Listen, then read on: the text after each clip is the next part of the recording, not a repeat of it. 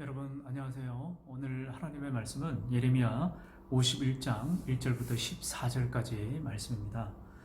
계속해서 우리가 50장에 이어서 51장 이 긴 두 장의 바벨론의 심판과 멸망에 관한 예언을 계속해서 나누고 있습니다. 이처럼 길게 예레미야에서 바벨론의 그 심판과 멸망의 예언을 다루고 있는 까닭은 이 바벨론의 큰 죄악들, 그 교만함이 크기 때문에 그런 거죠. 이 세상의 논리는 양육강식의 논리입니다. 힘이 강한 자가 약한 자를 지배하게 되고 늘 언제나 약한 자들은 힘이 강한 자들의 그 손에 짓밟히게 되는, 굴복하게 되는 그런 역사가 인간의 역사라고 할 수가 있죠. 오늘 우리가 살아가는 이 세상도 마찬가지입니다. 자기가 가지고 있는 부와 권력, 재물, 힘의 논리로 이 세상도 움직여지는 것만 같습니다. 하물며 고대에서는 이 일이 아주 쉽게 통용되는 그런 시대였죠. 티그리스 강과 이 유프라테스 강, 그리고 이 강을 끼고 있는 바벨론, 메소포타미아 문명의 발원지에 자리 잡고 있던 이 바벨론은 크고 강한, 그리고 문화적으로 꽃을 피운 나라였습니다. 풍부한 농경지와 화려한 문화, 거대한 건축물들, 지금도 그 문화유산을 쉽게 찾아볼 수가 있는데요. 이들은 그들의 가지고 있는 재물과 군사력을 이용해서 주변의 나라들을 집어삼킬 듯이 그렇게 정복해 나갔습니다. 잔인하고 아주 악한 방법으로 그들은 주변의 나라들을 정복하는 것을 즐거워하고 기뻐했다라고 예레미야에서는 나와 있습니다. 작게 보면 그들은 주변의 나라들을 무력으로 정복했지만 크게 보면은 하나님의 뜻과 계획이 거기에 있었다라고 하는 거예요. 유다를 징계하시고 또 그들을 정벌하시고 심판하셨지만 하나님께서는 그 가운데 유다를 향한 정화의 과정을 하나님께서는 가지고 계셨습니다. 그들이 다시 죄를 깨닫고 자복하고 회개하여서 하나님의 거룩한 백성으로 삼으시려고 하시는 하나님의 뜻과 계획이 거기에 있었다라고 하는 거죠. 그래서 바벨론을 예레미야는 하나님께서 이렇게 표현을 하십니다. 그 오늘 말씀에도 금잔으로 사용하시고 또 지난번에는 진노의 잔, 철퇴로 하나님께서 도구로 사용해 주셨습니다. 악한 이 바벨론 제국도 하나님 앞에서 사용을 받고 쓰임 받았지만 하나님은 그들의 죄를 결코 묵인하거나 용인하지 않으셨습니다. 그들도 그들의 죄와 교만으로 인해서 하나님 앞에 심판을 받게 되었습니다. 곧 이어서 나오는 그 북방에서 오는 페르시아 대제국에 의해서 그들도 무참하게 도륙당하고 살육당하고 잔인하게 정벌을 받고 말았습니다. 그들이 가지고 있던 부와 권력들, 재산들 다 빼앗기고 말았다고 하는 거죠.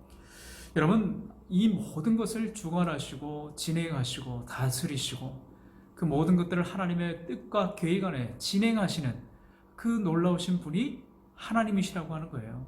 우리는 이 사실을 분명하게 기억해야 합니다. 오늘 5절에 보면 이스라엘과 유다가 이스라엘의 거룩하신 일을 거역함으로 죄가가 땅에 가득하나 그의 하나님 만군의 여호와에게 버림받은 호라비는 아니니라. 하나님께서 그들을 징계하시지만 결코 버려두지 않으셨다라고 하는 뜻입니다. 아예 버리지 않으셨다라고 하는 거예요. 징계는 때로 아플고 때로는 너무나 견디기가 힘들어 보이는 것처럼 느껴지지만 그러나 그 이후에 하나님께서 그들의 상처를 싸매시고 다시 더 좋은 것으로 채워주시고 하나님의 거룩한 백성으로 다시 삼아주신다고 하는 거죠. 하나님의 뜻이 있다라고 하는 겁니다. 책망받고 징계받지만 그 속에 하나님께서 그들을 향한 놀라운 사랑과 또 하나님의 그 긍휼하심, 그 은혜가 그 가운데 있다라고 하는 거죠. 6절 말씀입니다. 바벨론 가운데서 도망하여 나와서 각기 생명을 구원하고 그의 죄악으로 말미암아 끊어짐을 보지 말지어다. 이는 여호와의 보복의 때니 그에게 보복하시리라. 아멘.